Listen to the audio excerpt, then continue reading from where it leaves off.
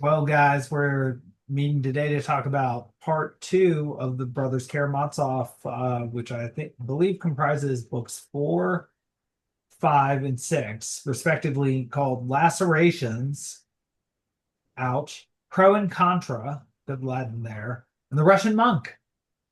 Um, I myself have a couple notes or points that I thought we might touch upon. One comes from Justin, from just the pre-show or the pre-talk. He said that he was catching up on some reading and that he was introduced to the character of Grushenka and that he really wanted to talk about her. And we already did talk a little bit about her, and we'll see how much of what we said then we'll say again. But the word capricious was bandied about. Yeah. Uh, Alyosha and Ivan get to talk, and of course, very famously talk about this Grand Inquisitor. This poem that's not yet decided upon. That doesn't have an ending yet decided upon, though the tentative ending has been shared. We get more insight into Smerdrakov playing a guitar, courting a young lass, and quoting Cain and Abel, "Am I the keeper of Dmitri?" This is something that later Ivan says as Alyosha tries to find him desperately and can't. Then, of course, this strange plan is shared by Smerdrakov, and he suggests that he will him come down with sort of an epileptic fit that will keep him out for 24 hours. And Ivan just weirdly starts going along with it seemingly against his own will. And that those were the things that kind of stood out to me. And also, of Well, course, he would stand to earn 40,000 rubles if he just goes away, right? That was part of the thing that Smerdyakov hinted at. hmm, Yes.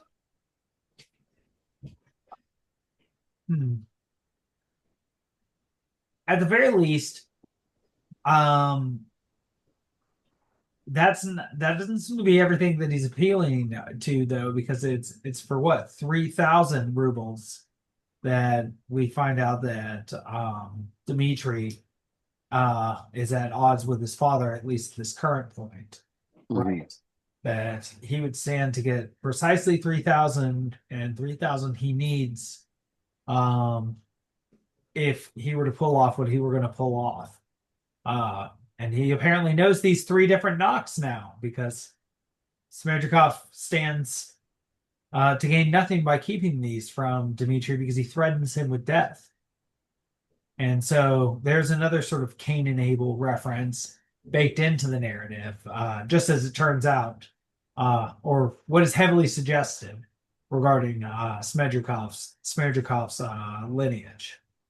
So in that respect, actually, he would be just as related to Dmitri as Ivan and Alyosha are, because they're all half brothers. Right.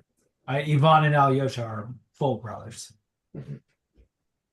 Even though their father forgot that one time. Yeah, because Alyosha had the special connection to his mom. But Justin, what were you thinking about Grushenka and how she was introduced also with Katerina Ivanovna, I think is her name, the Mhm. fiance of Dmitri, whom Ivan is in love with, supposedly. Yeah. So just for the context of that, I didn't finish the last reading. So I stopped just short of her introduction. So when I started this one, Grushenka was kind of fresh into it. Um, and having read it before, I remembered bits and pieces, but I had forgotten all the specifics. And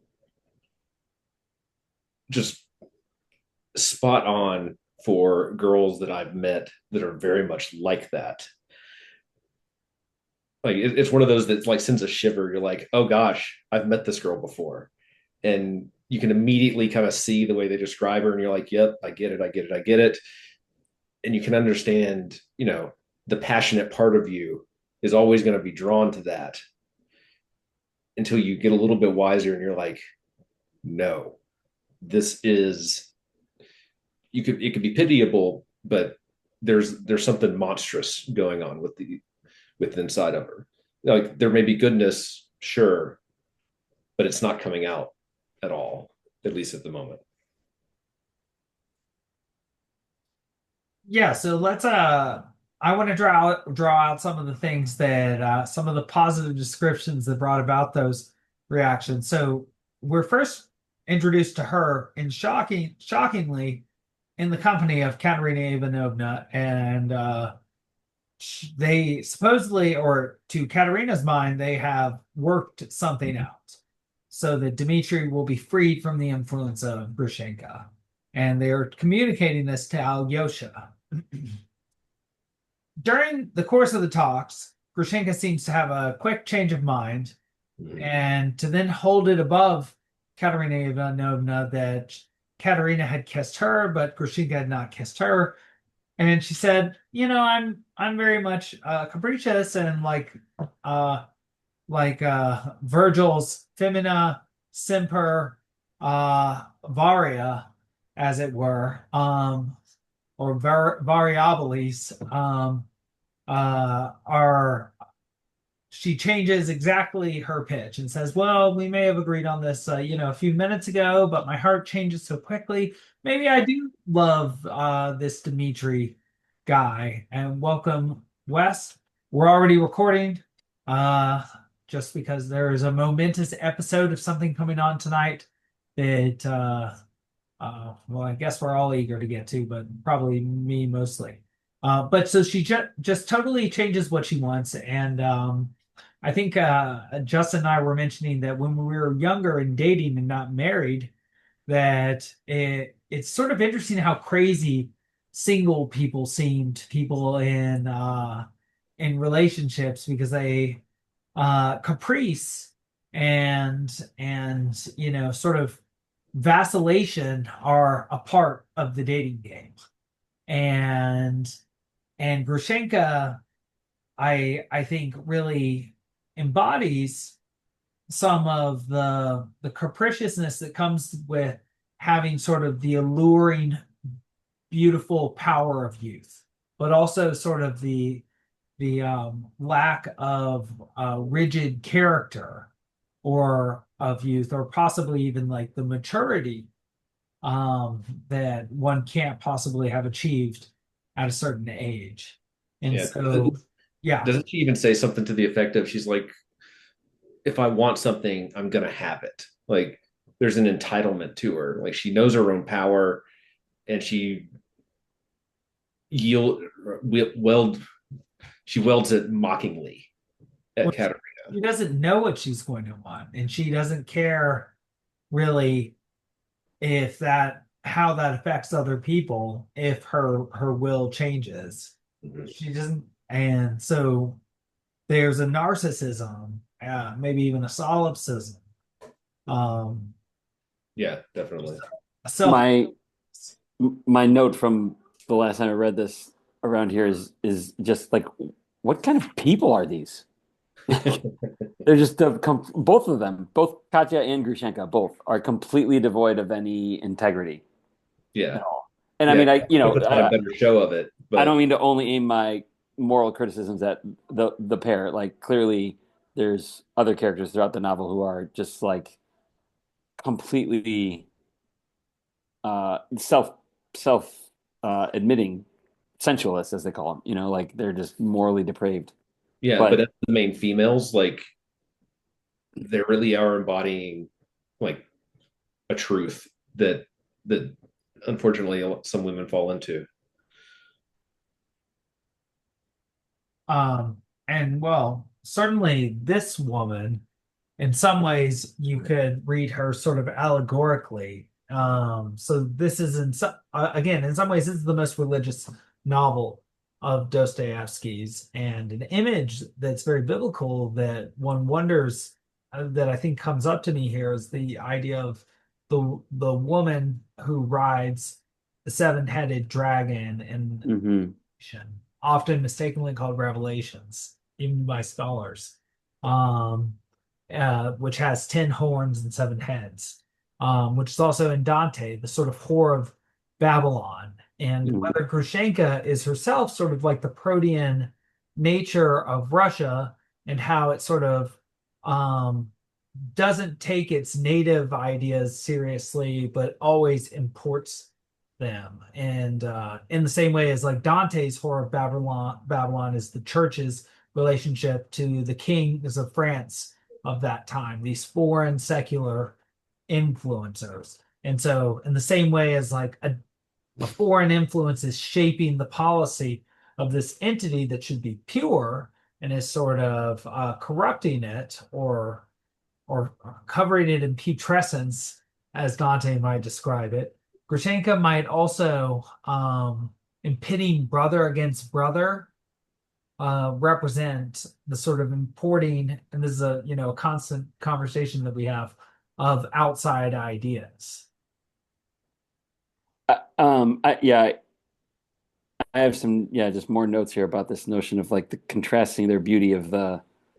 She's like a distorted version of a Grushenka is a distorted version of Venus de Milo, and it also talks about how her Russian beauty would lose its harmony at the age of 30, where she'd grow shapeless and Yeah. puffy, and whereas Katerina is a little more, I think, I'm trying to think of like the era of portraiture that it's describing, but it's like, very rosy cheeks, pale skin, a little more traditionally beautiful, More um, refined. refined, yeah, dainty, fragile. So it's just an interesting contrast between these two. It's like a Madonna and a slightly distorted Madonna, you know?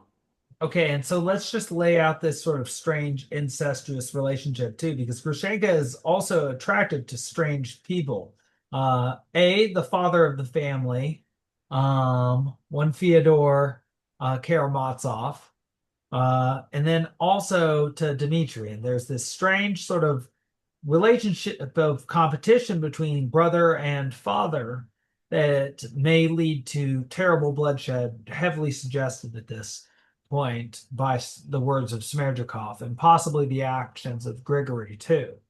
Um, then also Katerina Ivanovna, who is Dmitri's fiance, while all this strange competition is going on, is supposedly the love interest of Ivan.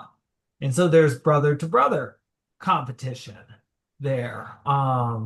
So this is all very strange. I'll add to this that Alyosha has been sent out in the world to get married, and so he likes this wheelchair confined girl named Liza, and he confides in her already as if she is his wife. But she, in this sort of companion to Prince Mishkin style, seems to think his ideas are a little crazy given her condition. But yeah, so She's also described as capricious.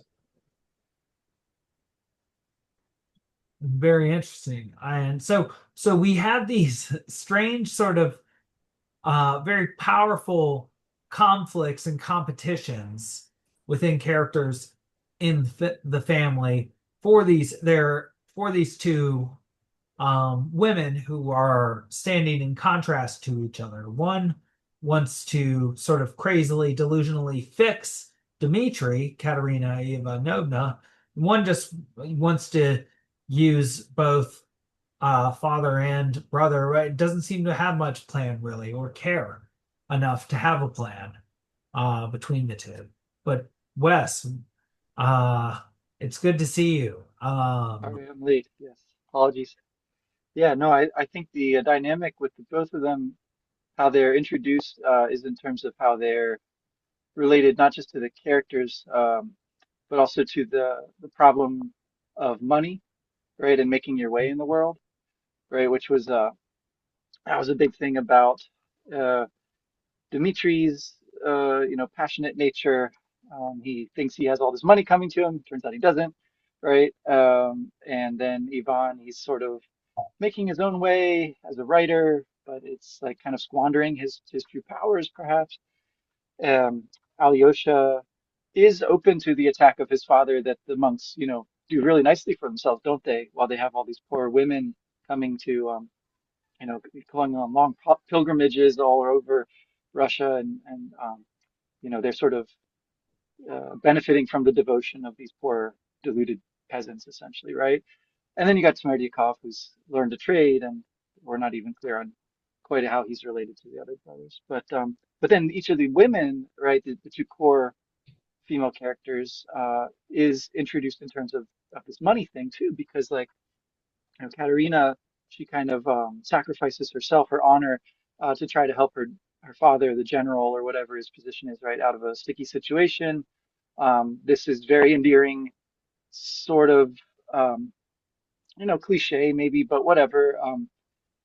So she sort of steps into that profile. Meanwhile, Grushenka, like, very much the woman who, has had to make her own way, right? And she has a lot of power over men, and she uses that effectively to essentially live a comfortable life, right? Way above her station. And so I just think that aspect of it, and then the murder, of course, is going to revolve around not just the death of the father, but also the motive. Like, what was it about money? Was it about love?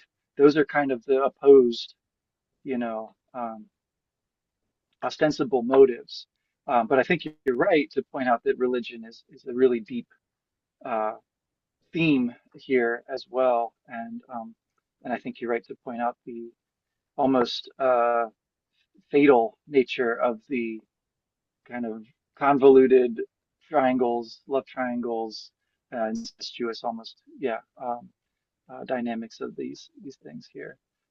So it's really, interesting the way that this is all wound up, and the way that we see Dostoevsky, obsessing over these same themes throughout the different books, right? The love, the money, the religion, and how they're kind of wound together here.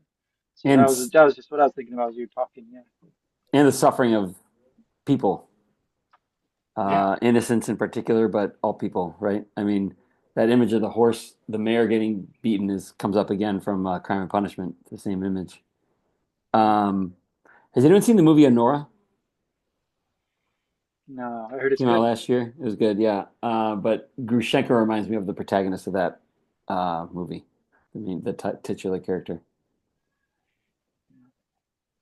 She reminds me a little bit of Audrey Hepburn's character from Breakfast at Tiffany's, but that character is a little bit more coordinated and strategic in what she's doing, but also very seemingly flippant.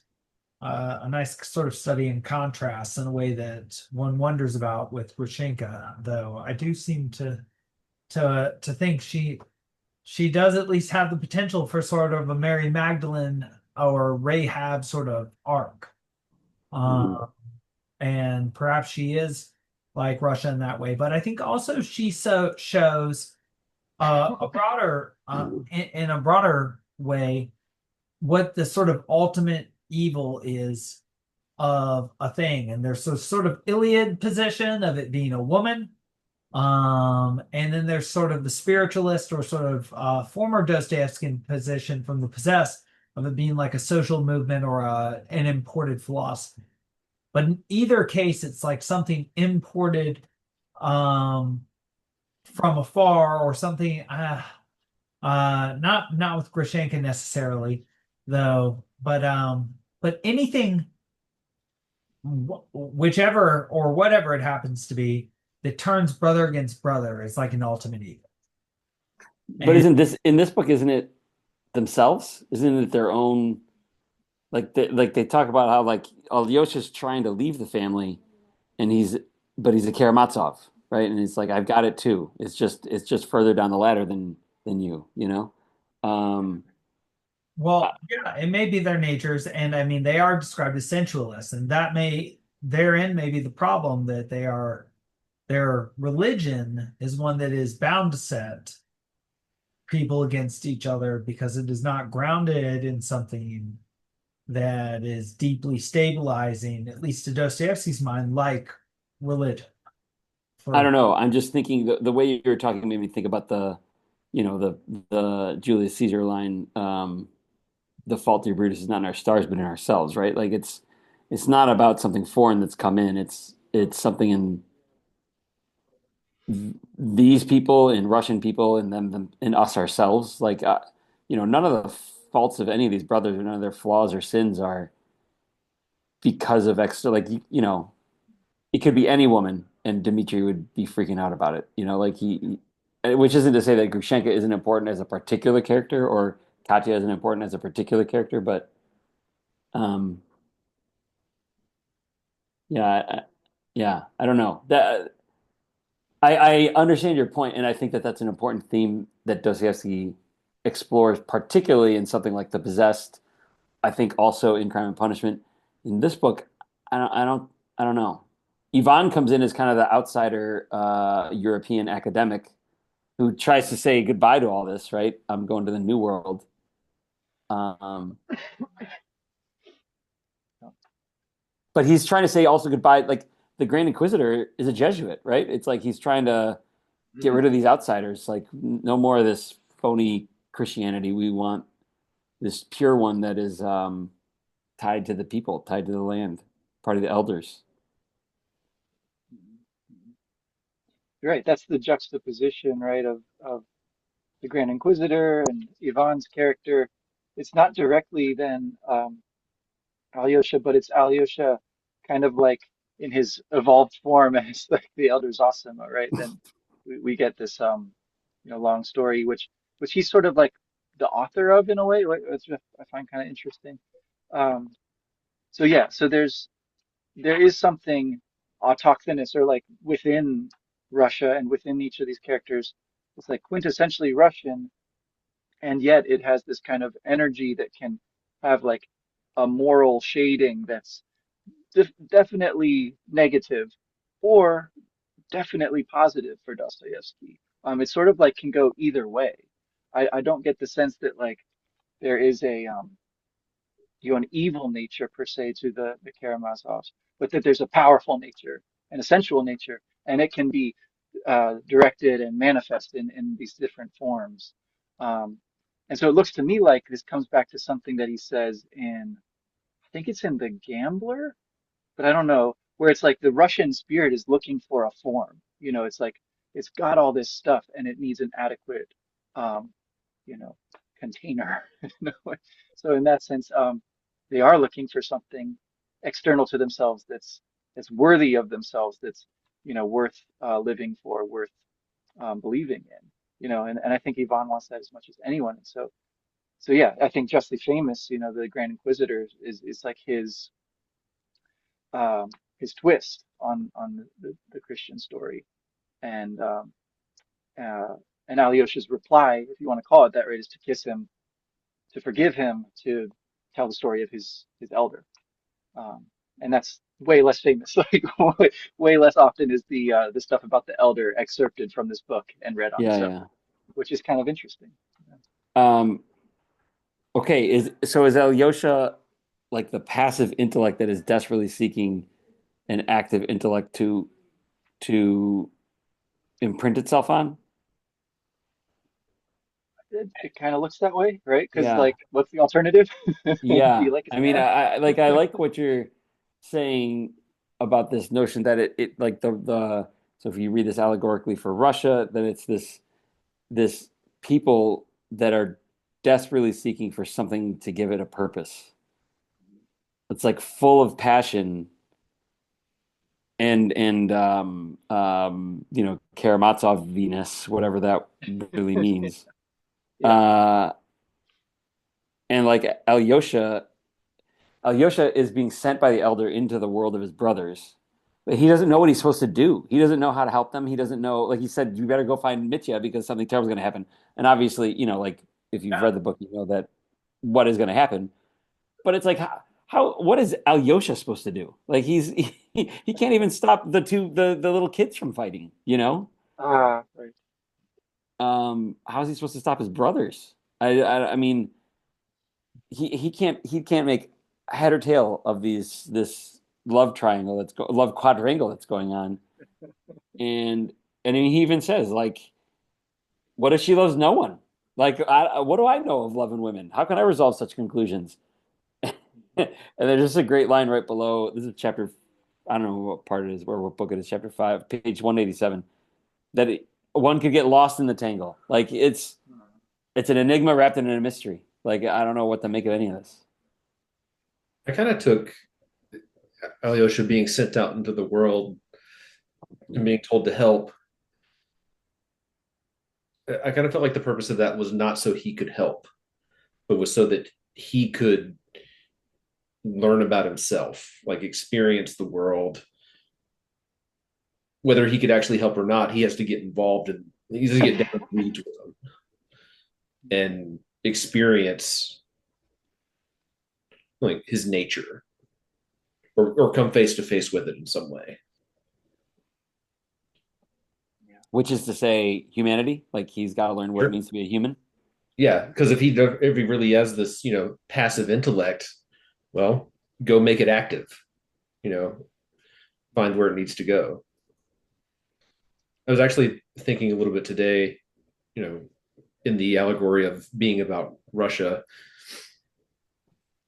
and it's one of those things like I don't know if I feel right about this, but it's something I was thinking about that it's like the Russian people were barbarians that had civilization thrust upon them, and they were like, "Well, this is a little bit better than what we got, but is it the best?"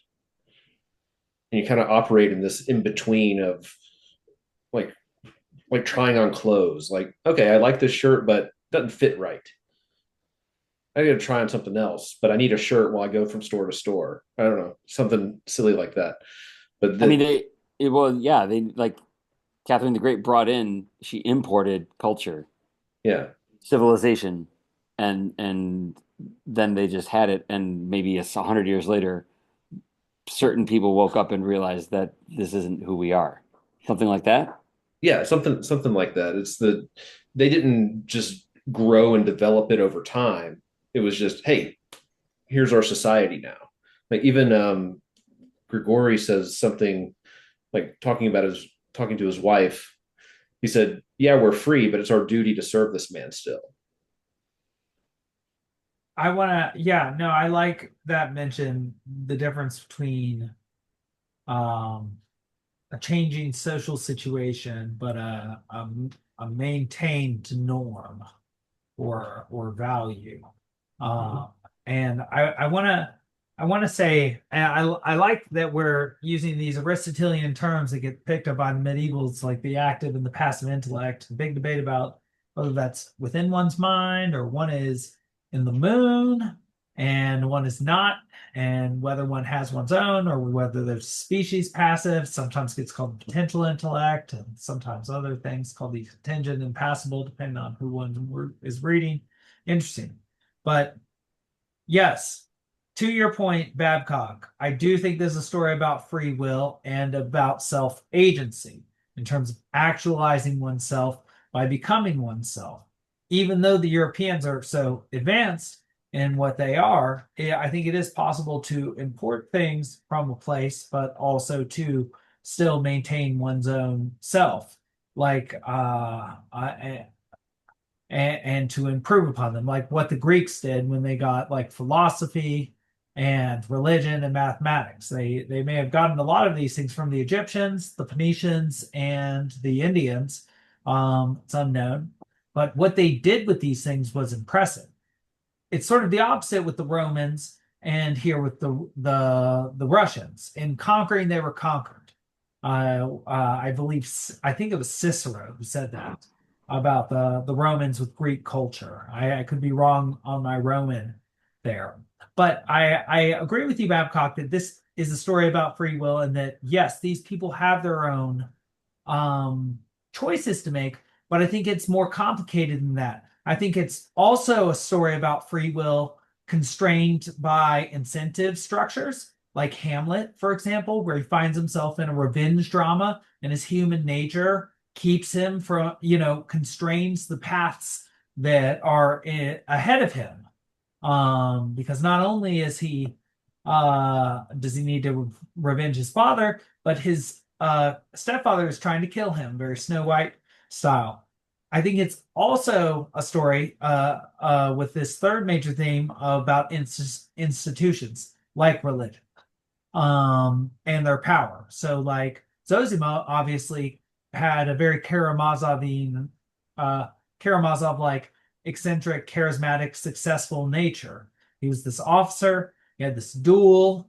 He lived this sort of full life, but then he turned himself into something special, into this religious thing. Um, you might say that Fyodor or the father is special, but he's more like a Dionysian special in that way. And so I think it's very complicated in that yes, there is free will, but there are these huge constraints. And yeah, right, Smerdjakov and Ivan, 40,000 rubles as opposed to probably none when their father just gives it all for no reason to Grushenka because of his own caprice, uh, effectively wasting their patrimony, this worthless man. They're making, to me, now that I'm really thinking about it, more like a Spid, not, excuse me, a Raskolnikov like a rationalist decision. It almost in a sort of unconscious way, Yvonne can't even help but be moved by this logic. His father is useless, worthless, a terrible person. It would be better if he were gone. For everybody, Alyosha could give the money to the church. Ivan could use it for something useful. And Dmitri, well, he's at best just as bad as his dad, probably a little bit better. And and so yes, they get to choose how they act, but it's almost like if one looks at it in a rationalist way, like Ivan is constrained to do by not being religious, he has to do this, make this ignoble calculation, which sort of forces his hand to become sort of a conspirer in this evil. Um, and so since he doesn't have the protection of the church, he does have free will, but he is very incentivized to act in the way that he does, and that's sort of the tragedy of the situation. That said, also Babcock, I wanted to say that you sound very like both Ivan and Smerdjakov. Am I my brother's keeper? What is Alyosha going to do? It's like, well, he's the only one that might try and do something. Ivan doesn't care, most likely. And even when he does find out, and he does seem to feel something, he doesn't act. Alyosha at least is trying to find Dmitri and seems to have some understanding now, having met Grushenka, about the severity of the situation. And he does also, like we said earlier, have that Karamazov charisma. His father loves him. Ivan wants to be his friend. But he's like, I've ruined it because the thing he does is he tries to subvert people's beliefs. So he tries to even do that with the people he loves, like Alyosha. So he can't even, he's such an ugly soul. He can't even be loved by his own brother in his own eyes. Which I think he's proving by his rationalist sort of ugly calculation here. So I think this is part of what I really like about this text in particular. It's integrating all of these different elements and making something even better in a way that the characters are accused of not being able to do themselves. Well, I think Oh, go ahead, there's Wes. a line here. Sorry, there's a line that I think we mentioned last time on 285, Elder Zosima and his visitors towards the end of that chapter. There's the quote, the quote that the book starts with, the epigraph, is quoted here by the elder, um, or rather the father, Paisley, or somebody. Uh, One of the fathers is talking to him here. Yosef? I can't tell which it is. Anyway, they quote him that verse, except the corn of wheat fall into the ground and die, it abideth alone, but if it die, it bringeth forth much fruit. Remember that. That's the And elder. you, That's Zosimo. Alexei, okay, so he's still alive at that point. Okay, good. And it's like I've blessed you in my thoughts many times for your face, right? And I think the image of, you know, the human form is something that, for um, just that alone, right, is a powerful um, purpose. All right, he doesn't have to do anything except sort of show up and be there. That is in a way enough. Um, but also him not going out is kind of like the corn of wheat that doesn't fall, you know, um, because if he's going to bring forth fruit, he has to fall. And so that conjures up a whole world of theological um, kerfuffles. But that does seem to be like the purpose here. It's not that he's going to stop anything from happening. It's that he's going to be present when it does, and he's going to represent, you know, the the blessed, the blessing and the possibility that some good will come out of it. Um, that seems to be the core argument there that we're supposed to sort of set up against what Smerdyakov has going on, what Ivan has going on, et cetera, et cetera. Like they're all given a pretty strong argument.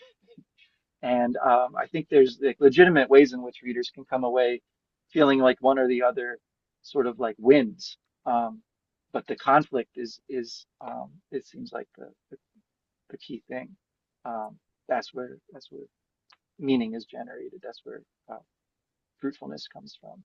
Like Um, the two forces, or not just the two, but these forces coming all of together. them, yeah. Yeah. In this whirlwind that he talks about in the preface, which I love. This kind of makes Yeah. me think, like, what is the purpose or value or ultimate value of free will? Is it, I get to choose my job or I choose my spouse? Like, as Alex was saying, there's these there's incentives all over the place that pull your choices in one direction or another. And then we have, their nature is pulling them in one way or another. But, purpose and value could be two different things, but I'm almost inclined to say the ultimate purpose and ultimate value is, do you choose God or not? Yeah. Like, despite the incentives or the nature. So okay, I agree with you, and we talked earlier, and I've been playing with this concept. I read this piece for a fellowship I'm on recently called Cosmos and Taxis, which is this distinction made by F.A. Hayek between these Greek concepts of like a what he decide it means word and or sorry world, cosmos, and taxis is like a created order. And so he makes a distinction between what he calls an organism and an organization. An organization is a human-made thing that can be understood. An organism is something that is so complicated that it can't be understood fully by a rational intellect just because of constraints of time. The rational mind can be to understand these things and can gain more knowledge, but questions like the meaning of life or the nature of the universe, and some would argue anything which is sort of considered ineffable, like God.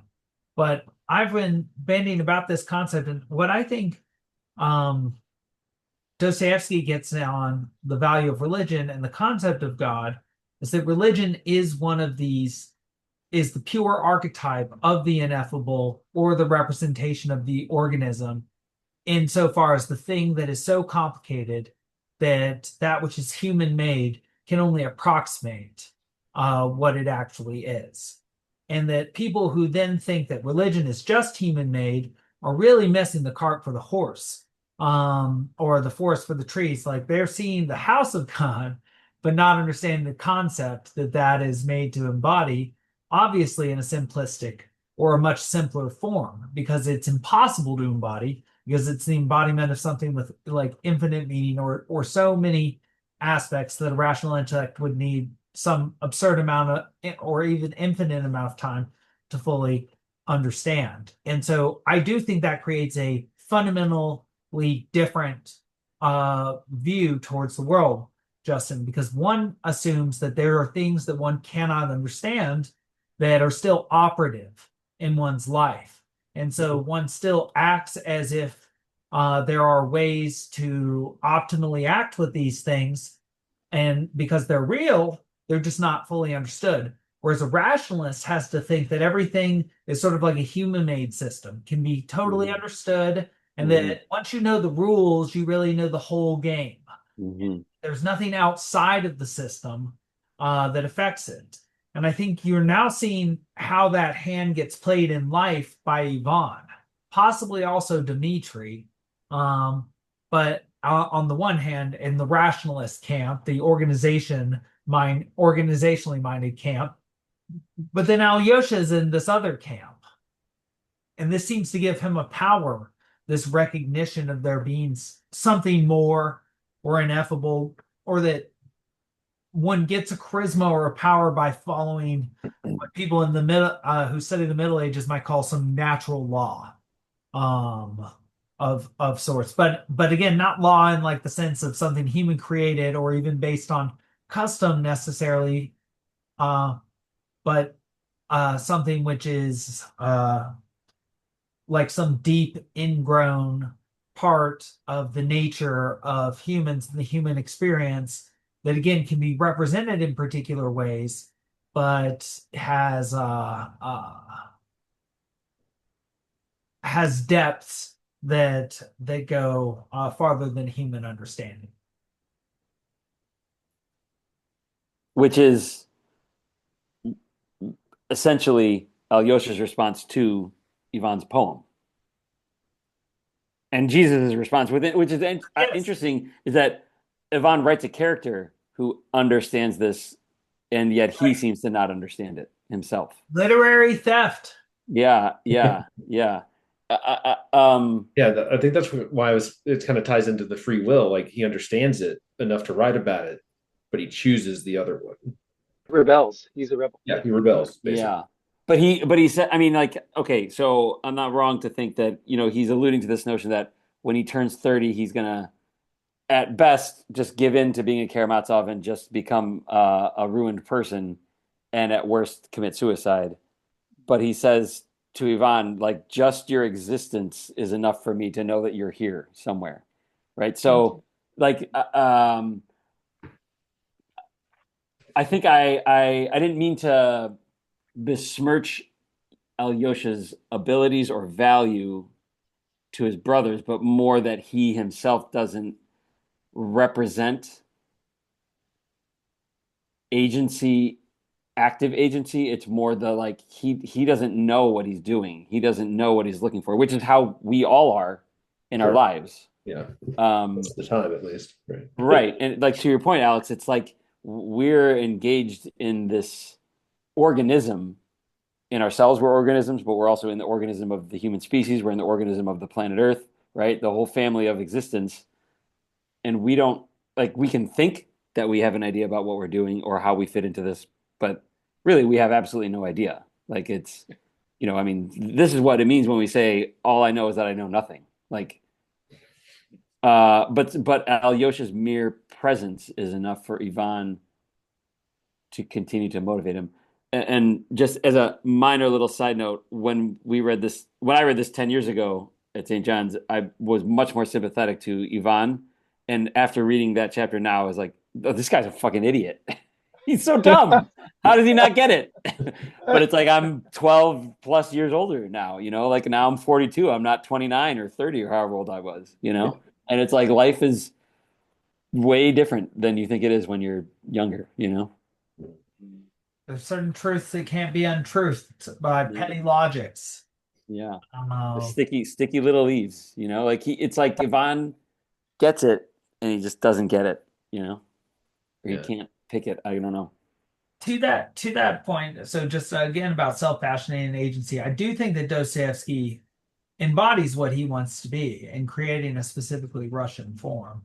And that he finds Dostoevsky, not a character. Not a character. Right. Characters strive towards that. Yeah. And to your point also, Babcock, I wonder if Alyosha would be like a Stavrogan character and how it would be represented in a movie. Whether he would be like the tall, handsome one. I know that he's physically described in contrast to Avon in the chapter on their shared lineage.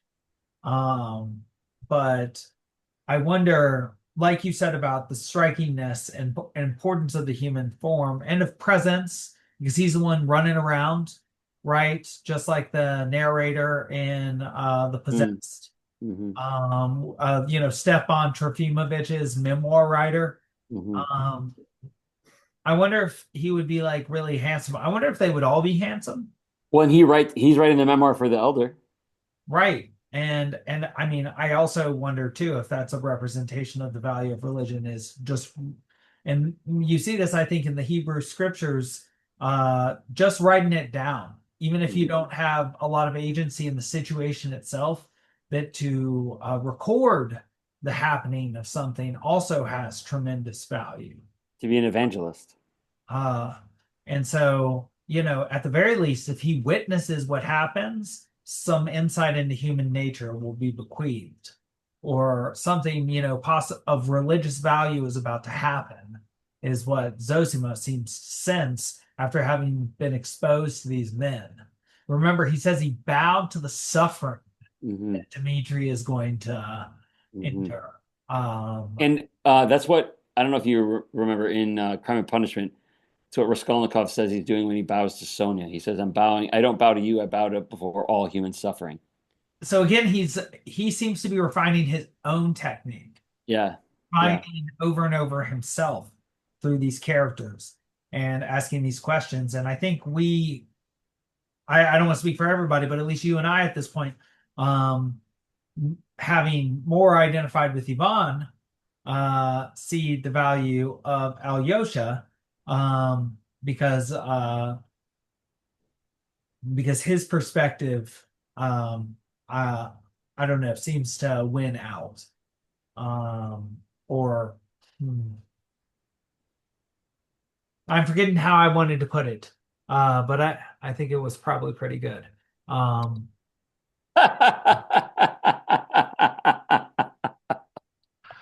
I'll remember the second that we stop recording. No, that was perfect right there. That was it. That was it. Oh man. But I don't know that Alyosha is like right, but I know that Alyosha sees a truth that Ivan does not. And it's essentially just compassion. I think. I mean, it's like I mean he just tells him like you just missed it, like you're missing the point. Because Ivan couches his rebellion in terms of his compassion for the suffering of Yeah, people, right? He's right, like, I've seen all of these terrible things in the news, and this is a world that I do not want to love, right? I want to love these people and not the situations that lead them to this terrible Today suffering. he's the person that says, I can't have kids in this world. Yeah. There you go. There you go. That's the Ivan, yeah. He's also suffered nothing, right? Alyosha physically suffers for his ideas. He got bit in the finger. Yeah. 10 seconds. Well, but Ivan suffers the pangs of love, right? He suffers the fires of jealousy. He does. Not physically. Yeah. And he suffers the terrible crisis of faith, right? He does believe, and yet he can't accept, and that's He's actively rejecting. He's an active rebel. Right? Yeah. Yeah, and so just to add this into the sort of incentive structure, but also like sort of fundamental motivations that you find in great literature, we find great vices embodied like greed here. Zosima says, take no usury. That seems to be a big problem here too, and usury to one's family against what Deuteronomy says to do. Commit no usury, against thy neighbor. But also, of course, lust. And so those forces are let loose between these family members as well. And you can sort of understand why the family structure might require one not to develop competition with each other because of the power of these motivations can make you want to destroy this family, which I think is again one of these things that is complicated to intellectual people like Ivan, because it is an organism rather than an organization. It is not the military or a business or a sports association. It is something of perhaps infinite complexity. And so, even if one has a rationalist reason, say, to let one's dad die, there are going to be huge sort of theories like consequences that the ancient Greeks may have recognized, um, but that some of these Russian characters are trying to ignore, but which I think Dostoevsky, as an author, is very much alive to and is developing here, showing the power of just taking agency in one situation, irrespective of where one is from. Sort of like Dante writing in the Tuscan dialect rather than Latin. It's like, well, I'm going to be a creator of culture rather than just a copier of what's already considered, cultural or high culture. And it's amazing that he has a character that, I think when I said is in the right, I'd forgotten the more nuanced thing that I was going to say. But it has a character that is alive to the nuance of existence and has a certain charisma because of it, but might be considered more like a Prince Mishkin to his brother, like a holy fool because of that. Mm-hmm. And even to the rationalist perspective, like, oh, that's so simple of you, like having this perspective from an earlier time rather than maybe this more allegorical understanding of existence rather than rationalist. It's almost like he can't accept that the irrational can be just as real and just as powerful as the rational. Yeah. And that's his idol, rationality. Yeah, a golden calf, as it were. Because he doesn't believe in anything. He doesn't get the positive power of belief in something, which is, again, I don't think just like going to some church, but having a fundamental worldview that acknowledges the complexity of existence, transcends the limitations of one's intellect. And so it is important to not take for granted that there may be things that factor into situations that are outside one's grasp.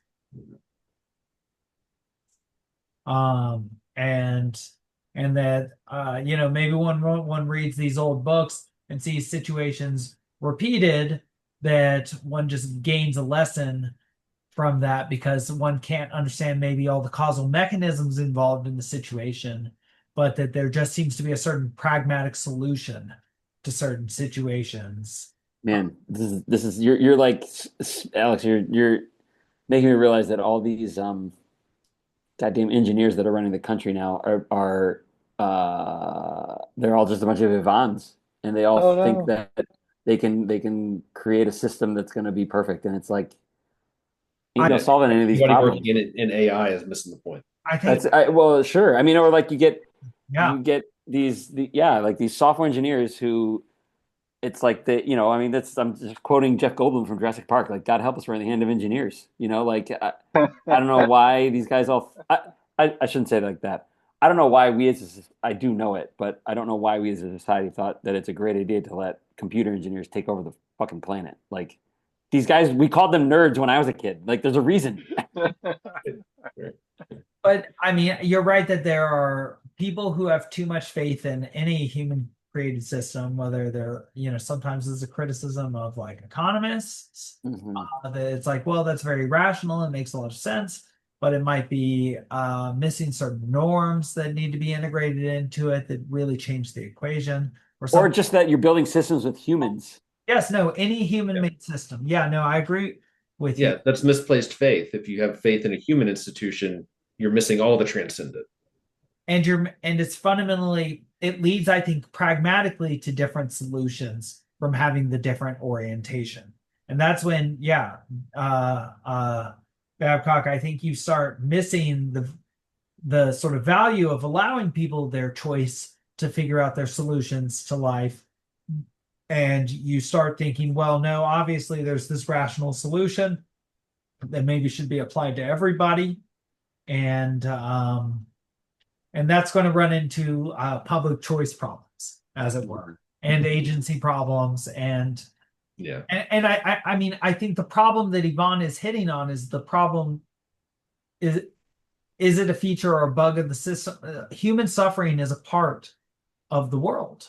And that's seemingly a problem from like the what is the purpose of creation aspect, but it also seems like a problem that the rationalist could solve, but it's actually not, right?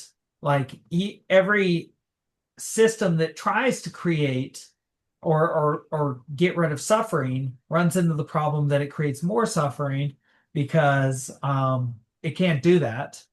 And human suffering is just always going to come to every single human at some point. And so it has this optimism that is misplaced, whereas I think the religious point of view is more that, well, life can be very difficult and you need to probably find some solutions to that. Yeah. That's sort of like a hard pill for these socialist 19th century Russians to swallow, because they're like, well, the religious solution had all these problems, led to war, we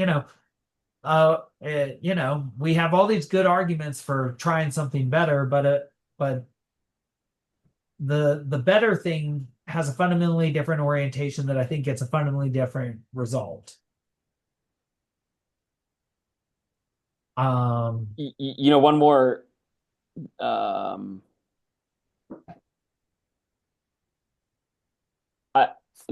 don't have a No, it's okay. Go on.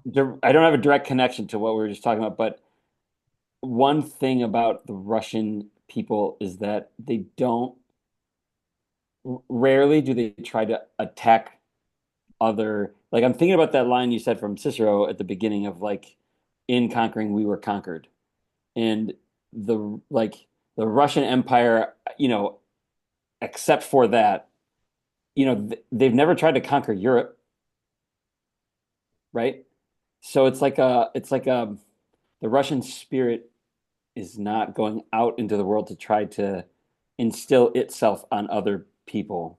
But when the European spirit comes into their boundaries, it's like that's what they're rejecting. That's what can be. I don't know exactly what I want to say. It's like they're trying to take the pragmatic or the practical without taking the spirit, and it's just not working that well. Yeah, but there's something, yes, but there's something else about, like, if Ivan represents the progressivism, this idea that you can end human suffering through a rational system. Mm-hmm. It's like the true Russian spirit, when it doesn't seek that out, it can, I don't know about thrive, but it can exist, and maybe it can thrive in itself because that's what it is. But yeah, I don't know. That's not really a complete thought, but it felt like it had a connection to these two ideas. What you're touching on is what religion does is it tries to help people deal with suffering rather than try and get rid of, which means maybe ignore and maybe even cause more of suffering. And I mean, I think about this a lot in schools, Wes. Like, how many times do you have somebody who's going to come up with a new system or program that's going to solve X problem in a school, and it's like, ain't no solving those problems, like can't be solved, right? I mean, are you going to? One of my good friends has a line. It's like, I can't solve, like, since I teach in a high school, I can't solve 8 years of failed education. Like, this child came in without the ability to do math. Like, I can't change. Give them better parents. Or I can't, whatever it is, like any of those things. Like, there's no solution to some of these problems. Yeah. I can help them from here forward, but I can't change the past. I don't know. Well, and I can't make it so they have what they need. Like, it's just, these are I can't change racism in America. Like, you are not allowed to bring up the fact of insoluble problems as a teacher, Babcock. Work hard and implement the new system. Yeah, you're getting like a 2 out of 4 on your performance review right now. Sorry. All your fault, Babcock. Needs improvement. Yeah, needs improvement. Yeah. You're not a true believer. yeah, no, you got to be a true believer. It's sort of I know. We'll just make it so there's no more homework, no grades below 50%. They can turn in their homework whenever they want. that was all tyranny on your part anyway, and didn't Yeah. help. Yeah. These are the Mathematic- systemic changes we need. That's right. I just Yes, sir. given this terrible study that was peer reviewed by barely scientists, and now you actually have to follow that because it's considered Oh, a science. Alex, if I was even if someone I shouldn't, I'm not going to say what I'm going to say because we're recording still. Yes. In any case, this is what happens when you get teachers together, wherever I'm not going to. together. And so We'll talk about that off mic. yeah, let's end this now. If I can figure out how to end this, there it is.